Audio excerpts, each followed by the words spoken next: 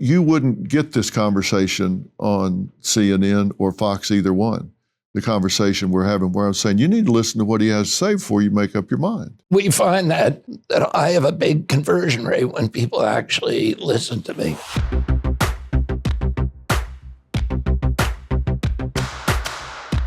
As we enter the heart of the 2024 presidential race, RFK Jr. aims to do what no third-party candidate has ever done: win the presidency. Will we have another Kennedy in the White House, or will he tip the scales towards either former President Trump or President Biden? This is a pivotal moment in American politics, reminiscent of those rare occasions when a third-party candidate shook up the status quo. Just a few weeks ago, I sat down with President Donald Trump, and tonight I'll dive into where RFK Jr. stands in one of the highest stakes elections of our lifetime. With RFK Jr. polling around 10% nationally and people's disenchantment with both Trump and Biden, could he be the wild card no one saw coming? How do you like to be addressed? Robert, Great. I watched your show with President Trump. It was really good. The best I've ever seen him presenting himself. I think you brought out the best in him. That was my plan. Robert, I'm very proud to sit down with you, by the way. And I do try to be a different kind of interviewer. I'm not a politician. I don't know squat about politics, nor do I desire to. I'm certainly not some kind of gotcha interviewer. Being from a psychological background and dealing with psychosocial issues, I try to go at these things from a different standpoint. And you can probably predict my first question, which will be very, very predictable. I hope your answer is not. I've spent a lot of my time professionally. I was in the litigation arena, which I know you've got great expertise in. I spent a lot of time preparing CEOs of Fortune 100 companies to testify. And I know about having their 4 talking points and pivoting back to those. And I know how politicians go about it. I know you have things that you cover when you're on the campaign trail. And I hope, like I did with President Trump, for people to get to know a side of you that maybe they don't get to see every day. You're in a run for the president of the United States. And my first question is why? Certainly from a third-party perspective, the odds have got to be long. So why are you doing it? It wasn't something that I was sitting around thinking, I got to do this someday. I have a really good life. I have an amazing family, and I have a job where I'm very effective and where I was having fun at and making a good living. But I saw something happening to my country that I couldn't really imagine. I saw this huge division that's so toxic now, so poisonous. When I lived through the 1960s, when my father ran for president at a time of great division, but I don't think we've seen anything like this since the American Civil War. And it's all amplified by the social media algorithms that are pushing us farther and farther into our positions, into these kind of tribal positions.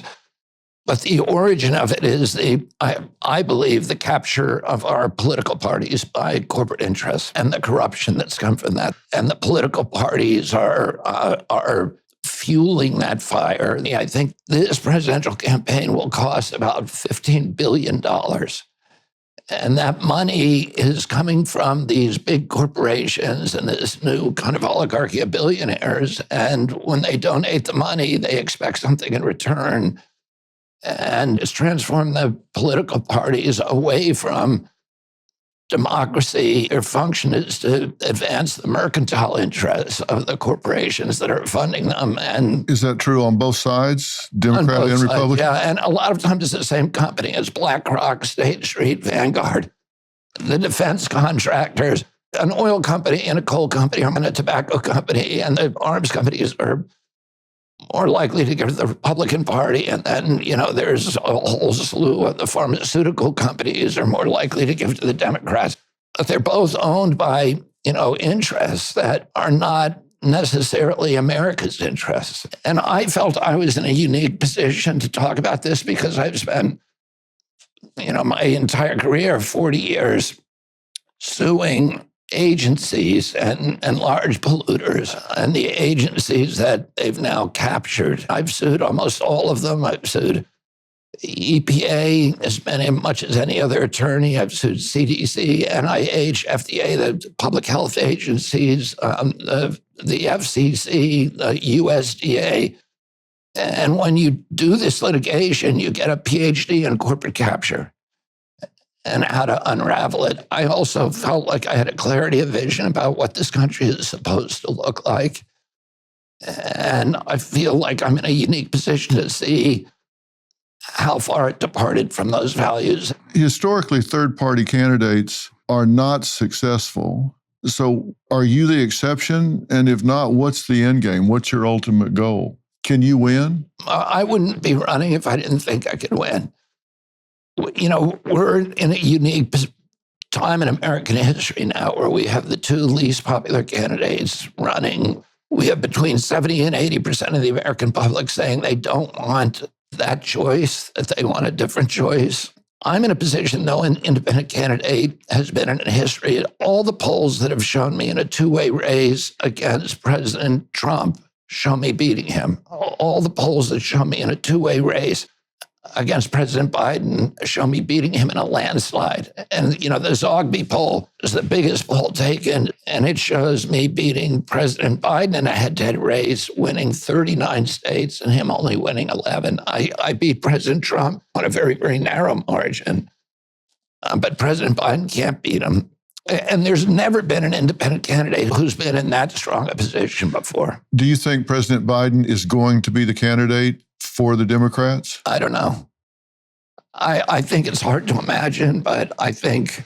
if they don't run him, who will they run? I don't know. I stopped predicting the future in 2016 when President Trump won because I didn't think that was going to happen. And I just thought, okay, I'm not good at this. So I stopped.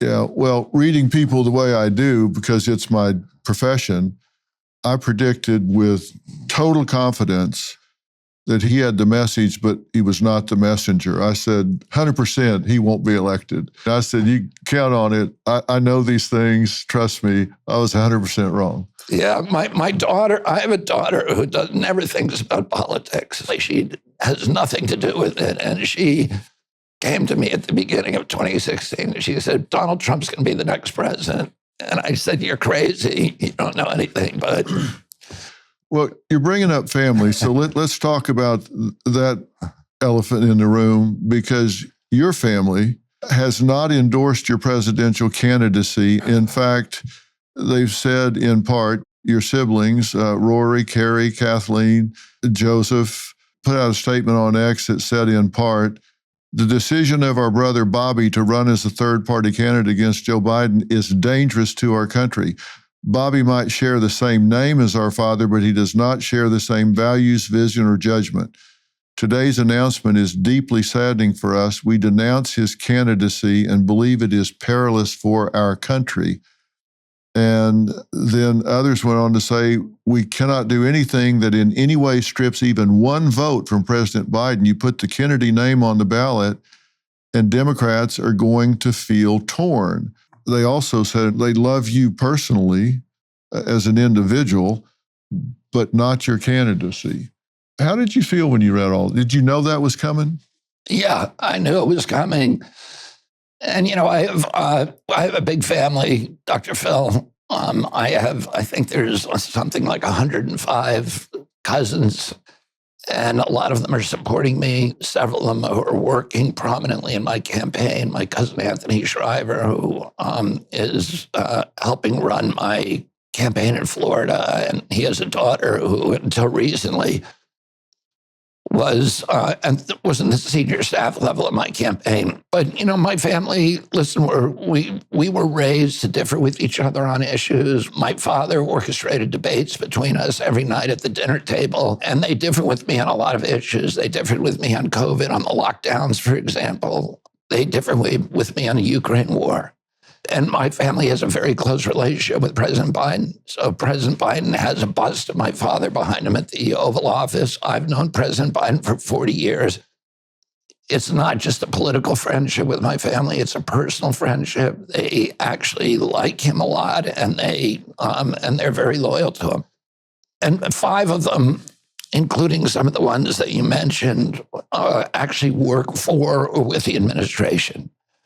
So I understand their distress, but I love my family. I feel loved by my family, and I feel like I can argue with them in a way that is congenial, that is spirited, but at the same time, I'm able to love them. I wish that for the rest of the country too. I wish that we could have civil debate again without hating each other. I wonder if people think, I don't know Robert Kennedy Jr., but the people who do know him are saying really biting and critical things about him. They know him better than I do, so who am I to second guess them? They know him better. Was that their intent? Did they really intend to torpedo your campaign? Because as an outsider looking in, from a psychological standpoint, I think people would say, I'm going to substitute their judgment for mine because they know him better than I do. How do you keep people from substituting this judgment for their own? There's an entire national press out there that is very opposed to me. What I would say to people is just listen to what I'm saying rather than other people's characterizations of me. And that's the most I can do. I know that what I'm doing right now is what I'm supposed to be doing. So I feel comfortable in my soul with that decision. And I'm working as hard as I can to make sure that to save this country. But ultimately, it's in God's hands. I have to work as hard as I can. And the slings and arrows that I take from people outside need to be irrelevant to me. Let me ask you this, and then I want to get on to some of the policies, because there's a lot of things you and I agree about, actually, and I look at it from the cultural standpoint. I think perception is reality. If people believe something to be true to them, that's reality. And I know that to be true psychologically. You have a lot of theories that are non-consensual. Would you agree with that? They're not widely held theories? The way I would put it is that I'm willing to depart from orthodoxies if I don't believe the evidence supports those orthodoxies. I don't want to go into them because you've talked about them a lot of places, and I'm happy to put links up to every quality place that you've talked about them that you would like me to, but you've talked about vaccines, Wi-Fi waves that cross the blood barrier of the brain and break down the mitochondria of the cells, massive increase in school shootings subsequent to pharmas pushing antidepressants like Prozac, chemicals in the water contributing to sexual dysphoria, I assume gender dysphoria in kids, primarily boys, that the election in 2004 was basically stolen, that Bill Gates' 5G networks constitute a mass surveillance system. They're not consensual, they're not widely held. I don't want to go into them now. Like vaccines, for example, you had a great conversation with my good friend Joe Rogan about that, and I'll put that link up so people can listen to it if they want to. Do you have a perception problem? People hear it and say, that's crazy conspiracy theory, but they don't really listen to what you have to say. Yeah, you kind of put me in a bad position to rattle off a bunch of things I've supposedly said without giving the basis for, what I was saying. And let me just give you an example. The connection between atrazine, which is a chemical that is in about 63% of America's water supply, that there has been an increase in gender dysphoria in this country, and that we should be looking at reasons for that. There's been a series of studies, including one by a very famous scientist called Tyler Hayes at the University of Berkeley, published in the National Academy of Sciences journal, in which he took about 100 frogs, it may have been 70, and subjected them to atrazine at the levels that EPA considers safe. They were all male frogs. And 70% of those frogs became chemically castrated. 10% of the male frogs turned female and began producing fertile eggs. I've been working on endocrine disruptors, which are classes of chemicals like PCBs that I've been working on for 40 years that affect sexual development. It's not a theory. It's not a conspiracy theory. It's well documented. So what I said in that case is, I don't know if it's affecting gender dysphoria. I don't know if atrazine is, but isn't it something that we ought to study? Another thing you mentioned is the school shootings. When the Columbine shooting happened, I think 5 families brought lawsuits against the maker of Prozac, which had just been released. But there have been many, many articles since then, and a lot of evidence that some of these mass shootings that we're seeing in this country may be related to these new class of drugs, of SSRIs and benzos. Those drugs have a black box warning on them that says they cause homicidal and suicidal behavior. We would take 120 million doses of SSRIs. That's actually not what it says. It doesn't say they cause homicidal and suicidal behavior. It says they can put people at risk for those behaviors. It doesn't say it causes them. It says it can. Okay, I thought I qualified it in that way, but you're correct. Because I am an expert on that, and I am an expert on school shooters, and that is not a factor in that. But my point is not, are you correct or not? And for people who are rolling their eyes when you talk about frogs and then jump, no pun intended, to humans, comparative science is a very valid science, and that's how we get a lot of the discoveries that we do. I'm not taking issue with that at all. My question is, do you have a perception problem because people would form conclusions because on its face it sounds crazy, it sounds like a conspiracy theory? I'm not saying it is. I'm saying, do you have a perception problem? That question is yes, I do have a perception problem. And you say I'm putting you in a bad position. I'm trying to clear it up because I see the difference. Like I say, comparative science is a valid thing to consider. And I disagree with some of the things. I think people who say that vaccines today cause autism, I would disagree with that. You're vaccinated, your children are vaccinated, you're talking about mercury accumulation and all, which has really been turned down in vaccines. And there are a lot of ways to get around this. Your position is not that radical. You're not putting people at risk with your position. We have ADD in America. We read headlines and we don't listen to the rest of it. I want to be somebody that stimulates people to say, hey, slow down and don't read the headline, read the story. Find out what he actually says about this before you make a decision. So if it's awkward to hear, it's because I think you have a perception problem, but I think the perception can be corrected if people will just take just a little time to hear what you actually say. Yeah, and I have a perception problem, particularly in the mainstream media. I do very well, Phil, with kids. I'm beating President Trump and President Biden in Americans under 35 in the battleground states. There's a recent poll that has me beating President Trump and President Biden with Americans under 45 because they're listening to long form interviews and they're not getting their news exclusively from the mainstream media. So they hear the longer explanation. They actually hear what I'm saying rather than the mischaracterizations of what I supposedly said. You stand by what you say. You stand by your positions, correct? Yes.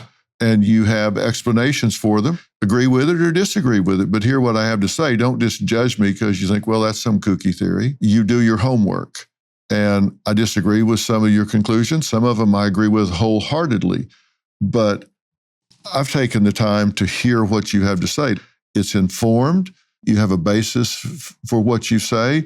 It's all 100% good faith.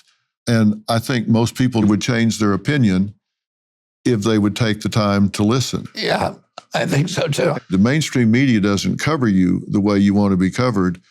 I speak to their audience. And That's why I started Marist Street Media. That's why I do what I do and have as big an audience as I have across all the platforms, because they can get from me what they don't get from the mainstream media. I want to tell them what they don't get about Robert Kennedy Jr., because you wouldn't get this conversation on CNN or Fox, either one.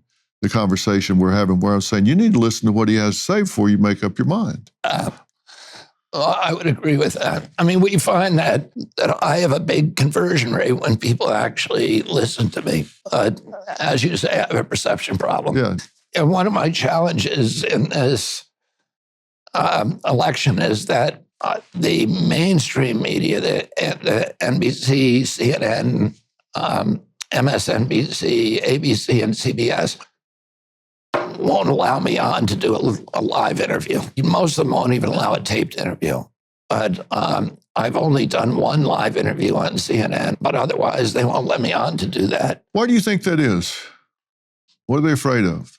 Well, I think there is a political alignment now with the media. They're overtly either Democrat or Republican.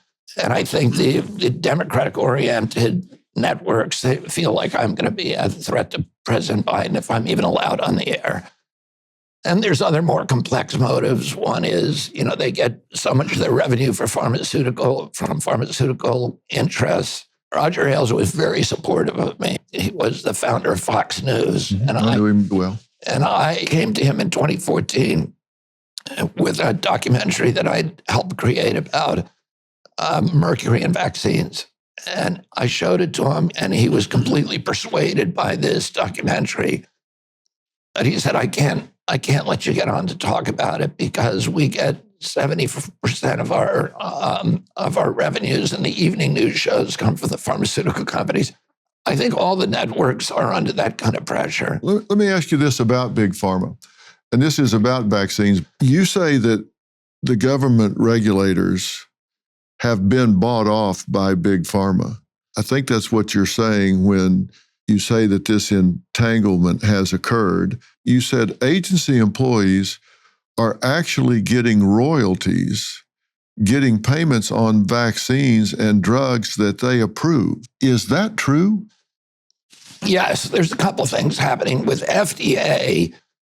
About 50% of FDA's budget comes from regulated industries, so mainly the pharmaceutical industries. You have agency capture on steroids. The principal objective of FDA today is to serve the mercantile interests of pharmaceutical companies. And that's why you see FDA not only approving all of these drugs that shouldn't be approved, but they also are, out to destroy things that are actually shown to be good for you, that do not make profits for the pharmaceutical companies. But then the agency I was talking about in the quote that you just cited is NIH. And in 1980, we passed a law called the Bayh-Dole Act. And the Bayh-Dole Act, for the first time, allowed individual scientists and NIH as the agency to collect royalties on drugs on which they had done research. So, and it really transformed, that law transformed NIH. When I was growing up, NIH was only 15 minutes from my home. And my mother had a secretary who was married to a scientist who worked there. And I wanted to be a scientist when I was a kid. So I went to NIH all the time to look at the rats and look through the microscopes, et cetera. It was the premier scientific agency in the world. All the other countries, nobody in the world had anything like that. And they would look to America for science, and particularly for medical research, biomedical research. Well, after the Bayh-Dole Act, NIH began slowly migrating from a scientific research agency to a drug development incubator. And I think in 2016, and I may get these numbers wrong, but I think that year there were about 220 new drugs approved by FDA, and 100% of them came out of NIH. For example, the Moderna vaccine, NIH owns half of that vaccine, 50%. So the billions of dollars that vaccine makes, half of that goes to NIH, the agency, but there's also individuals, at least 4, and maybe 6 individuals who work for NIH who are high-level deputies under Anthony Fauci who get to collect $150,000 a year forever, not just for their lives, but their children. As long as that mRNA technology is on the market, they're going to be making money from it. Okay. And that is a conflict. Hang on a minute now, because I don't want to blow by this too fast. So the National Institute of Health is getting a kickback, a bribe, a royalty, a share, whatever you want to call it. Is this not a clear conflict of interest? Yes. That's what you're pointing out, right? Yeah, it is. People are shocked. Why are you the only one talking about this? If you talk about this kind of thing, you get censored on YouTube. You will not be allowed on the mainstream media to talk about these issues. It used to be that you could, and nowadays you cannot. If there's some rational reason for it, then why would they try to censor and hide it? I think it was an idealistic reason. This was, 1980, right? It was the time of the Reagan Revolution. If you put privatized incentives into the government agencies, that they would function better and more efficiently. Yeah, but it's always the right time to do the right thing. And by the way, they can't get emergency approval for these things if there's a treatment available, you've also pointed out. The whole approval of the Moderna vaccine and the Pfizer vaccines during COVID required them to suppress any other therapeutic drugs that may have been effective against COVID. And a lot of people believe, including myself, that there were therapeutics that were very, very effective against COVID, like ivermectin, like hydroxychloroquine, famotidine, and many, many others, and that they were deliberately suppressed because the government wanted to issue these emergency use authorizations, and it would have been illegal if they acknowledged that there was an existing drug that was approved for any purpose that was effective against COVID. It seems to me that that's another conflict of interest, that they have to suppress this to get their payday. We had 16% of the COVID deaths in the United States, and we only have 4.2% of the world's population. So we literally did worse than any country in the world, at least by that data point. And I think one of the reasons was the systematic suppression of things that could have helped patients in hospitals all over the country and individuals who just got COVID. That everybody was directed toward down one path, and it was the path that was being dictated from above. Biden referred to this at one point as, this is a pandemic of the unvaccinated. Was he pushing these vaccinations for the wrong reasons? You probably know I took a very strong position about the mismanagement of this quarantine, about the mismanagement of this pandemic, about what it did to our young people. But they're pushing these vaccines on children who were not at high risk. This was not a lethal virus for them. They're pushing this on children. They're pushing it on pregnant mothers. And when there's a profit motive involved here, I spent a lot of my life trying to figure out why people do what they do and don't do what they don't do. Like, if somebody's selling me a car, if a mechanic's telling me this is sound, I want to know if he also owns the car, right? I mean, don't you want to know somebody's motives? And doesn't this call into question the motive? You're saying this should be transparent. We should know this if people are telling us this is what we should do. And oh, by the way, I make money every time you do it. Yeah, I mean, there's a famous and useful quote by Upton Sinclair: it's almost impossible to convince a man of a fact if the existence of that fact will diminish his salary. It's just common sense that we want to know, we want to eliminate conflicts of interest, so that particularly among government officials, so that you know that they're acting on behalf of the public welfare and they don't have a private stake in their decision. Did you say the COVID vaccine was the deadliest vaccine ever approved? Well, it was the deadliest in terms of how many deaths were reported to the VAERS database. Now, you don't know causation. I took the vaccine and the next day I had a heart attack or a stroke or myocarditis. You can't say for sure that that injury was attributable to that. It was correlational, not causative, right. So, but it still occurs together. When you see this huge uptick within, I think, the first year of the release of the COVID vaccine, there were more reports to COVID of deaths and injuries than all vaccines put together for the previous almost 36 years.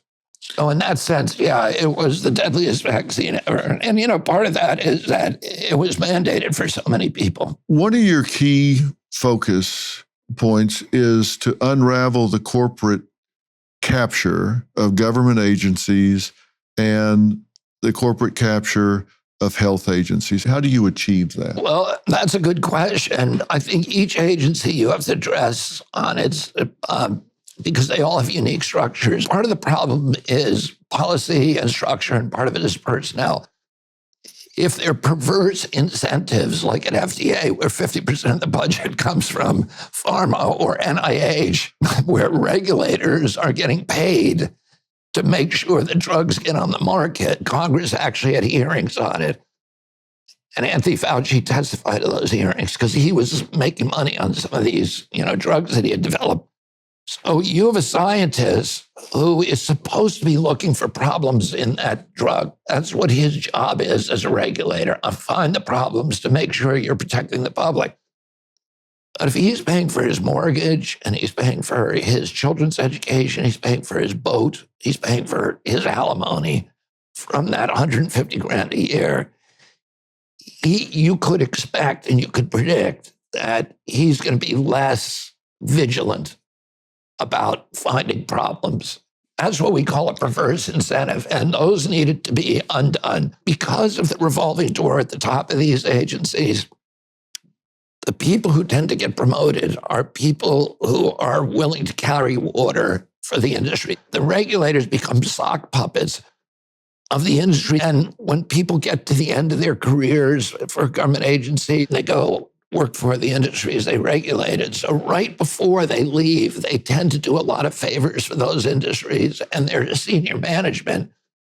And that bad example, tends to percolate downward throughout their whole division. And then they go across the street and work for who they were regulating. Yeah. So when you do that, you can't drain the swamp. These are all swamp creatures. Mm-hmm. And it amplifies that corporate capture that we see, happening anyway at the lower level. But you can clean it out. And I understand the perverse incentives that need to be changed right away in order to change agency culture and get them doing what they're supposed to be doing, which is to be serving the public interest and protecting public health. We're now the unhealthiest country in the world. Yeah. We have the highest chronic disease burden in the world. When my uncle was president, 6% of Americans had chronic disease. Today, almost 60% do. And nobody's doing anything about this. Nobody's talking about it. The autism rates in my generation, depending on which study, 1 in 2,500 or 1 in 10,000. In my kids' generation, it's 1 in every 34 kids, 1 in every 22 boys. So Congress said to EPA, tell us what year the autism epidemic began. EPA came back and said, it's a red line, 1989. And so something happened in 1989. We know this epidemic is not happening because of genes. Genes don't cause epidemics, as you know. You need an environmental toxin. So why are we looking for what toxin it was that hit every demographic, became ubiquitous in 1989? And those are the studies that I'm going to get them to do as president. Well, let's talk about becoming president. Do we have a problem in this country with election integrity? Yes. And what is the problem? The problem is that machines can be hacked. And by the way, this has become a partisan issue recently where the Republicans are complaining about it and the Democrats aren't. But 5 years ago, it was the opposite. I mean, every Democrat believed in his heart and in his head that the 2001 election was stolen from Al Gore. I wrote an award-winning article showing how the 2004 election was also tampered with. Hillary Clinton or Bernie Sanders followers believe that it was stolen from him in 2016, and Hillary Clinton's publicly said it was stolen from her in 2020 in the Atlanta Monthly. So both sides are complaining about it, and we ought to be able to fix it. We put a man on the moon. We have ATMs on every corner in every city, and they never miscount. They never give you more money than you want. What do you think about the fact that all of a sudden, and it seems all of a sudden to me, maybe it's not, we have ballot harvesting where people are going around and collecting ballots. What happened to just having elections where people show up and vote?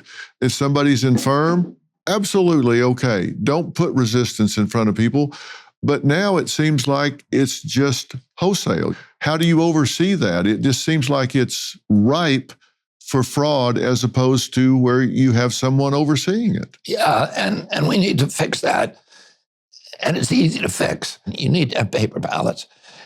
And you need a low threshold for a recount so that if anybody says, that there was a problem here, you need to, it triggers a recount and a right to a recount. The other thing, I'm going to do this when I get into office. One of the big issues that separate all this is happening, Phil, because of the divide.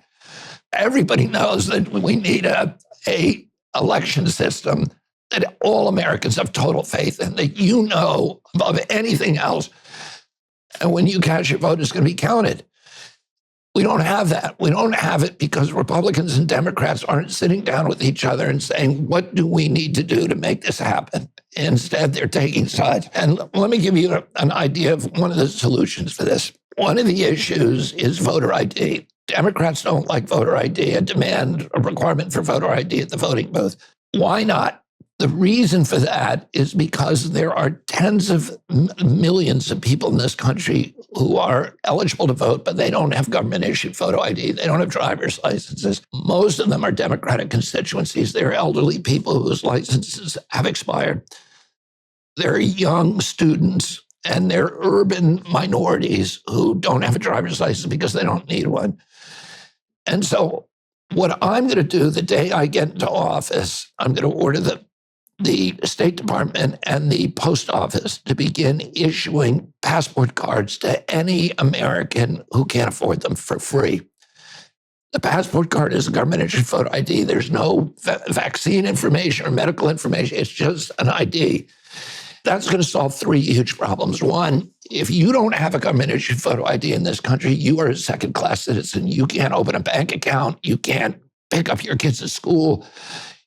You can't go to a hotel. You can't get on an airplane. Number two, if we had a government-issued photo ID, it would solve a lot of the problems of the border. Because right now, sure would. An employer is legally, it's criminally liable if they hire an undocumented immigrant.